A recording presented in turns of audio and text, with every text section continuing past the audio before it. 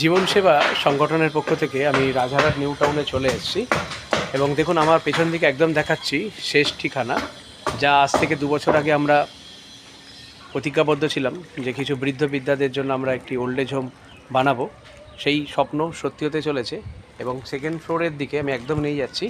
আমরা এখানে অলটোটাল 4র্থ তলা বিল্ডিং করব এবং সেকেন্ড ফ্লোরের কাজ আমাদের প্রায় শেষের দিকে। 2রা অক্টোবর গান্ধী বার্থডে এবং এই 2024-এর মহালয়ের শুভালক্ষ্যে আমরা কিন্তু প্রস্তুতি নিয়ে ফেলেছি আমাদের দ্বিতীয় স্তরের যে ঢালাই পর্ব, সেই ঢালাই পর্ব সেরে নেওয়ার জন্য।